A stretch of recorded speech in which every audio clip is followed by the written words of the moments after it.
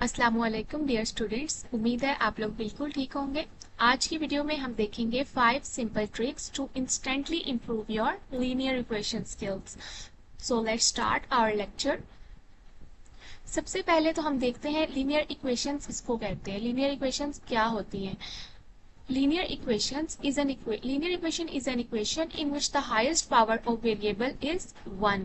Means हमारे पास linear equation उन equation को कहते हैं जिनमें variable that is x और y मीन्स हमारे पास जो वेरिएबल है उनकी पावर हमारे पास क्या हो, 1 हो। लाइक अगर हमारे पास x है तो उसकी पावर 1 हो, या अगर हमारे पास y है तो उसकी पावर 1 हो। ठीक है, तो अगर हमारे पास वेरिएबल की पावर किसी भी इक्वेशन में 1 होगी तो हम कहेंगे कि हमारे पास वो लीनियर इक्वेशन है। हाईएस्ट पावर 1 होनी चाहिए, ना तो हमारे पास 2 होनी चाहिए, ना 3, ना 4 up to so on. Means हमारे पास जो हाईएस्ट पावर उसकी हो वो 1 हो, तो हम ऐसी इक्वेशन को बोलेंगे कि वो लीनियर इक्वेशन है हमारे पास। और हम अगर ग्राफिकली इसको प्लॉट करते हैं लीनियर इक्वेशन को, तो हमेशा स्ट्रेट लाइन में प्लॉट करते हैं, अगर हम एक्स एक्सिस के अलोंग करें या वाई एक्सिस के अलोंग करें।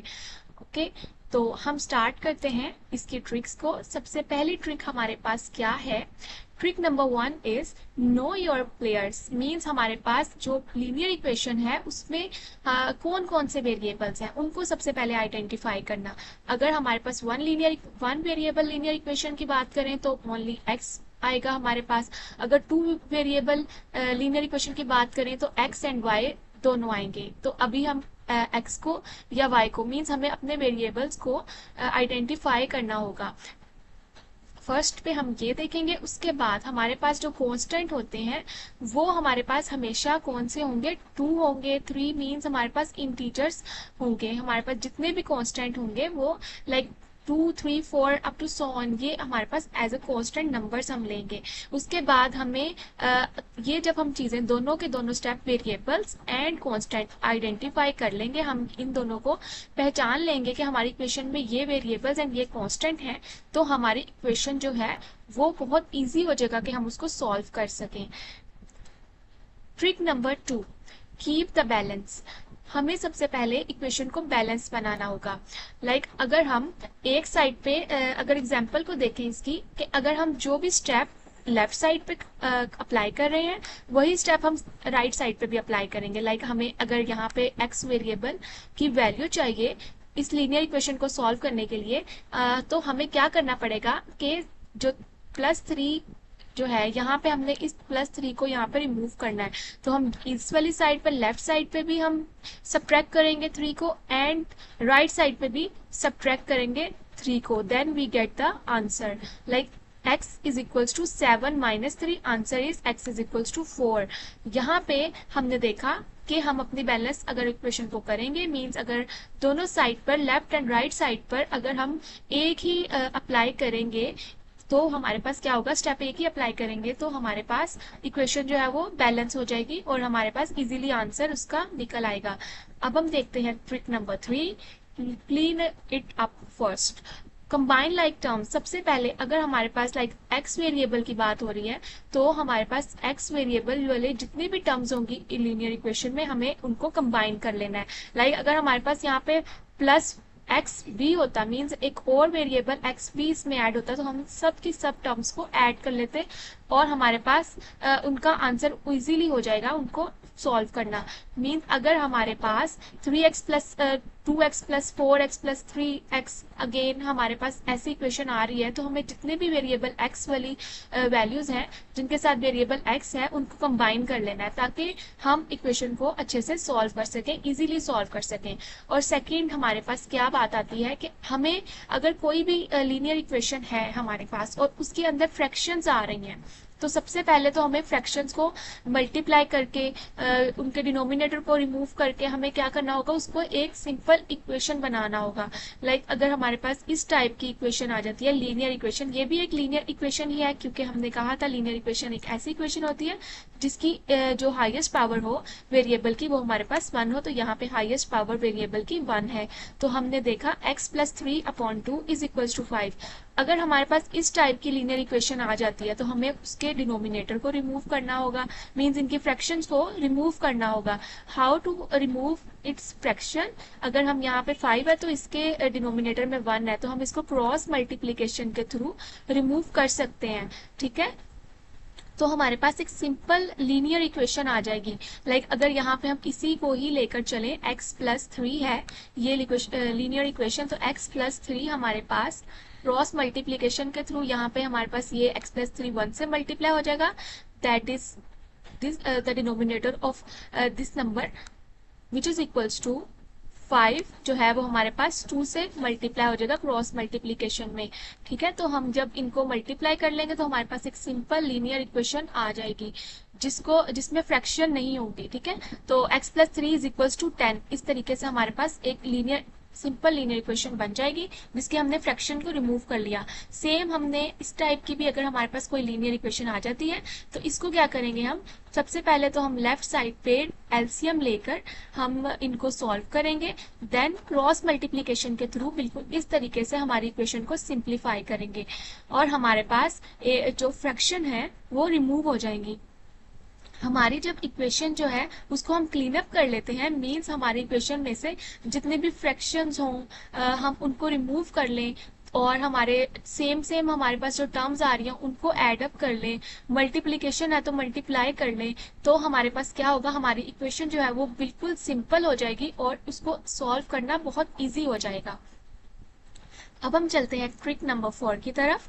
ग्रुप स्मार्टली मीन्स हमें क्या करना है, put all x terms on one side, numbers on the other side. सबसे पहले अगर हमारे पास ये एक लीनियर इक्वेशन है, हमने कहा हाईएस्ट पावर 1 है, ये एक लीनियर इक्वेशन है हमारे पास, हाईएस्ट पावर यहाँ पे 1 है, तो क्या करना है, हमने ट्रिक नंबर 3 में देखा था कि जो सेम टर्म्स थी हमारी उनको कंबाइन कर लेंगे। और हमने अब यहाँ पे ट्रिक नंबर 4 हमें क्या कहती है कि हमारी जो अब यहाँ पे x वाली टर्म है सेम है और ये 5 और 9 ये कांस्टेंट है, हमने वेरिएबल को वेरिएबल में और कांस्टेंट को कांस्टेंट में ऐड कर लेना, हमें इनको सॉल्व कर लेना, कंबाइन कर लेना है। हाउ, यहाँ पे हमारे पास 3x है, 3x जो है यहाँ राइट साइड पे जो है वो लेफ्ट साइड पे आ जाएगा, तो हमारे पास क्या हो जाएगा 3x - 1 which is equal to 2x and this 5 move to this side that minus with 9, so 9 - 5 is equals to 4। तो इस तरीके से हमारे पास ये इक्वेशन बिल्कुल सिंप्लीफाई हो गई, हमारे पास एक सिंपल इक्वेशन बन गई जिसको हमें इजी होगा सॉल्व करना। 2x is equals to 4, यहाँ पे x के साथ 2 मल्टीप्लाई हो रहा है, राइट साइड पे जाके डिवाइड हो जाएगा, then x is equals to 2 हमें मिल जाएगा। इस तरीके से हमारे पास इजी हो जाएगा कि अगर हम जो वेरिएबल्स हैं उनको इकट्ठा कर लें और कॉन्स्टेंट्स जो हैं उनको एक साथ मिला लें। ठीक है, तो हमारे पास इक्वेशन को सॉल्व करना इजी हो जाएगा। Trick number 5, always double check means सबसे पहले तो हमने इक्वेशन सॉल्व कर ली, लीनियर इक्वेशन हमने सॉल्व कर ली। ठीक है, अब हमने देखना है कि वो लीनियर इक्वेशन जो हमने सॉल्व की है आया उसका जो आंसर आया है वो करेक्ट आया भी है कि नहीं।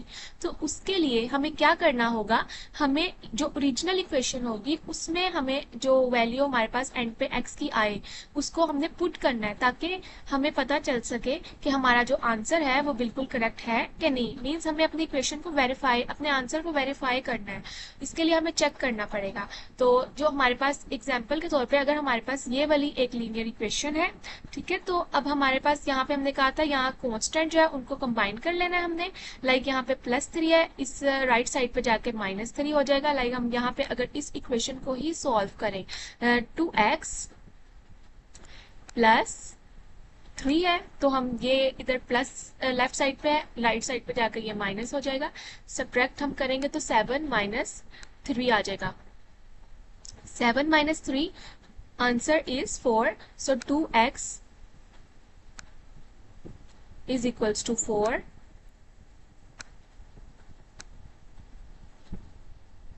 एंड देन x यहाँ पे 2x जो अभी यहाँ पे 2x जो x के साथ 2 मल्टीप्लाई हो रहा है, राइट साइड पे जाकर ये डिवाइड हो जाएगा, तो हमें क्या मिलेगा 4/2। तो x की वैल्यू हमारे पास आ जाएगी 2। ठीक है, 2 2 से 4 मतलब 2 2 से कैंसिल हो जाएगा। 2 2 ज़ा 4, then answer is x is equals to 10। अब हम 2 तो अब हमने इसको बताना है कि हमारे पास जो x इज इक्वल्स टू 2 आया है, क्या ये हमारे पास आंसर बिल्कुल करेक्ट है कि नहीं। तो इसको जानने के लिए हमें x की वैल्यू को original equation that is this equation 2x plus 3 is equals to 7, इसमें पुट करनी होगी x की वैल्यू, x जो कि 2 आई है। अब हमारे पास जहाँ x है वेरिएबल, उसकी वैल्यू हमने 2 पुट की, लाइक 2 इंटू 2 प्लस 3। जब हमारे पास लेफ्ट साइड जो है राइट साइड के इक्वल आ जाए, हमने इसकी राइट साइड पे कुछ नहीं करना, बिल्कुल एज इट इज रहने देना, और जो x की वैल्यू हमने उधर पुट करनी है। अगर हमारे पास राइट साइड पे भी x होता तो हम यहाँ पे भी x की वैल्यू पुट करते। अगर और उसके बाद हमारे पास आंसर दोनों का सेम आता, then we say that the answer is correct, means हमारी जो वेरिफिकेशन है वो करेक्ट, हमारी वेरीफाई हो गया कि जो आंसर आया है वो बिल्कुल करेक्ट आया है। तो 2 to 4, 4 plus 3 answer is 7, 7 is equals to 7। इस तरीके से हमारी जो क्वेश्चन है, इक्वेशन है, उसमें जितनी भी मिस्टेक्स होंगी उसको हमें ओवरकम करने में हेल्प आउट होगा।